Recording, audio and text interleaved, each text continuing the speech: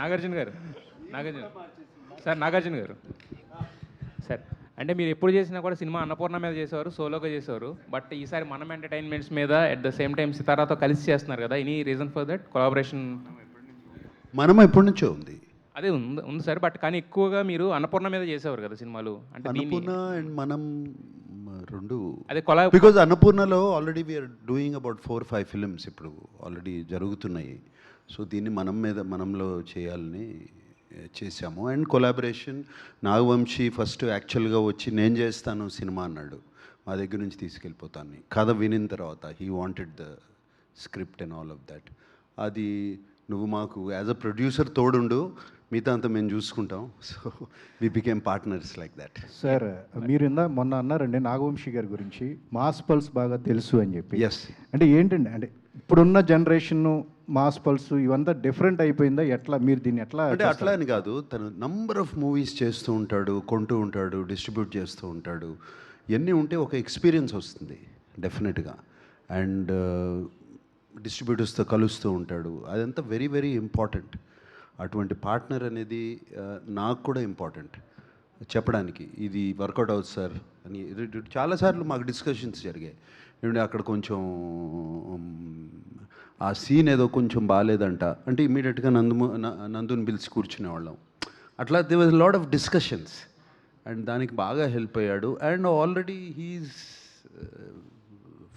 సితారా entertainments అనేది everybody knows about it. Akhil garu, అంటే first ఇందాక మురళి గారు మాట్లాడుతూ ఈ కథకి సూట్ అవుతాడా అని అడిగారని మీ టీం నుంచి అని చెప్పేసి అన్నారు. సో విన్న తర్వాత అంటే నేను లెనిన్గా మారాలి అందరికీ ఇప్పుడు అన్నారు కదా, ఇంటికి తీసుకెళ్ళండి అని చెప్పేసి అన్నారు కదా.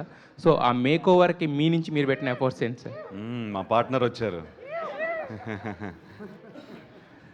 సో ఆ మేక్ ఓవర్కి మీరు పెట్టిన ఎఫర్ట్స్ ఇందాక చెప్పాను బ్రదర్, ఫస్ట్ మెంటల్ ప్రిపరేషన్ చేసుకున్నాము. యాజ్ అన్ యాక్టర్ ఇలా ట్రాన్స్ఫార్మ్ అవ్వచ్చా లేదా అనే క్వశ్చన్ వస్తే అది ఎక్సైట్మెంట్ కూడా క్రియేట్ చేస్తుంది. నందు నేను కూర్చొని we did it. It happens organically if both director and actor can believe it. First ఆయన నమ్మాలి, దాని తర్వాత నేను కూడా నమ్మాలి, కలిసి నమ్మితే ఇంకా అయిపోద్ది. It happens. Wish you all the best. Thank you so much. Nagavamsi garu, మీ రాక కోసమే అందరం ఇక్కడ వెయిట్ చేస్తూ కూర్చున్నాము, వచ్చారు. We are very happy. ఇప్పుడే నాగార్జున గారు మీ గురించి మాట్లాడుతూ, నేను ప్రతి 6 నెలలకు ఒకసారి దొరుకుతా, మీకు నాగార్జున గారు దొరికారు, మీరు చక్కగా ఆయన్ని. కాదు నాగార్జున గారు భక్తి సులభుడు, జర్నలిస్టులందరికీ చాలా సులభంగా యాక్సెస్ అయ్యే మనిషి. ఎప్పుడు వెళ్ళినా స్టూడియోలో ఉంటే మాట్లాడతారు. ఇక్కడ పాయింట్ ఏంటంటే Q&Aకి పెద్ద హీరో దొరికారు మీకు చాలా రోజులతో. అది it is a great feast for the media, there is no doubt about it. Nagarjuna garu రావడం అన్నది, పైగా just before the release, that's all a good thing. ఇక్కడ ఇందాక మీరు వచ్చే ముందు నాగార్జున గారు ఒక మాట చెప్తూ, అంటే వంశీ చాలా సినిమాలు ప్రొడ్యూస్ చేస్తాడు, డిస్ట్రిబ్యూట్ చేస్తాడు, ఆ గేమ్లో ఉంటాడు కాబట్టి his verdict or judgement opinion whatever that is always special అన్నట్టుగా ఇప్పుడు మాట్లాడారు about the present trends and everything.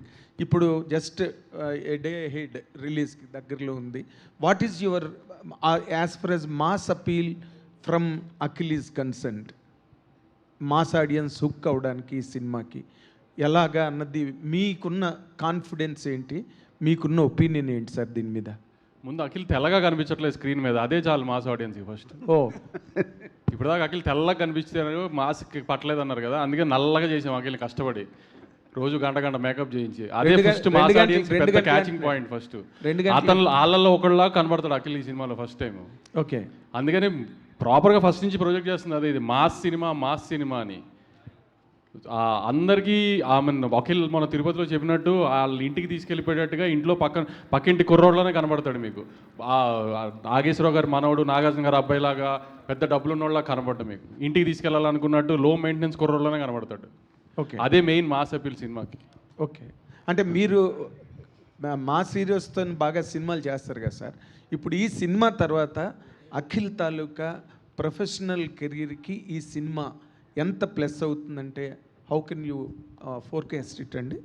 Nagarjuna గారు మనం చెప్పారు కదా స్టేజ్ మీద, ఖచ్చితంగా కొడుతున్నాము అని. అంతే, నేను మీకు చాలా ఇంటర్వ్యూలో కూడా చెప్పా, సినిమా తప్పు చేసే సమస్య లేదు, కానీ ఇప్పుడు నేను ఇంత చేస్తున్నా అంత చేస్తున్నా తొడగొట్టడాలు ఇవన్నీ ఎందుకు, మన ఇద్దరికి హిస్టరీ చాలా బ్యాడ్ ఉంది. సో అందుకని సినిమా తప్పు చేయదు, రేంజ్లు అనేది ఫ్రైడే సాయంత్రం మాట్లాడుకుందాం. ఇంకా good luck, all the very best అండి. వంశీ గారు, వంశీ గారు ఒక మంచి సినిమాకి అన్నీ కలిసి వస్తాయి అన్నట్టు ఈ సినిమా టేక్ ఆఫ్ అయినాక చాలా చేంజెస్ జరుగుతూ వచ్చినాయి, ముఖ్యంగా హీరోయిన్ అవనండి, కెమెరామెన్ అవని, రకరకాలుగా. సో అవన్నీ కూడా కలిసి వచ్చినాయి అంటారా? శ్రీలీల బ్యాడ్ అని చెప్తున్నారు అంతే కదా. మీరు ఎలా ఫీల్ అవుతున్నారు ఫైనల్ ప్రొడక్ట్ చూసినాక? అసలు ఆమె కొన్ని నిజంగా మీరు అన్నట్టు కొన్ని సినిమాలకి మంచి జరగాలి అనుకున్నప్పుడు అలా జరిగినట్టు వేరే డేట్స్ ఇష్యూ వచ్చి మార్చాం. పాపం తను చేసింది ఏం లేదు కానీ డేట్స్ ఇష్యూ వచ్చి మార్చాం. కానీ స్క్రీన్ మీద ఇప్పుడు చూసుకున్న తర్వాత అసలు నిజంగా నందు తన కోసమే క్యారెక్టర్ రాసినట్టు ఉంది సినిమా అయితే. అంత బాగా చేసింది తను కూడా చేయటం. నాగవంశీ గారు, అక్కినేని అఖిల్ గారి ఫ్యాన్స్కి కాలర్ ఎత్తే క్వశ్చన్ అవుతుందా ఇది సినిమా అవుతుందా? కాలర్లు వద్దులే కానీ ప్రౌడ్గా ఫీల్ అయ్యే సినిమా అవుతుంది. కాలర్లు జోరు వద్దు మనకి. ఓకే. భాగ్యశ్రీ గారు, హాయ్ అండి. మీ కెరీర్లోనే ఇది కొంచెం డిఫరెంట్ రోల్లా అనిపిస్తుంది. ఏమైనా టెన్షన్ పడుతున్నారా, లేదంటే సినిమాలో క్యారెక్టర్ ఆడియన్స్కి ఎలా ఉండబోతుంది? అంటే I don't think it's a different character then what I've done. I think I've been destined to do lot of period films. So ఈ కూడా పీరియడ్ ఫిల్మ్ ఉంది, పీరియడ్ క్యారెక్టర్ ఉంది. And Bharathi is very special. Bharathi is proper Rayalaseema అమ్మాయి. So చూసిన తర్వాత you will, I hope you will see Bharathi and not Bhagyashree. అది నా ప్రయత్నం. తమన్ గారు సార్, హాయ్ సార్. సో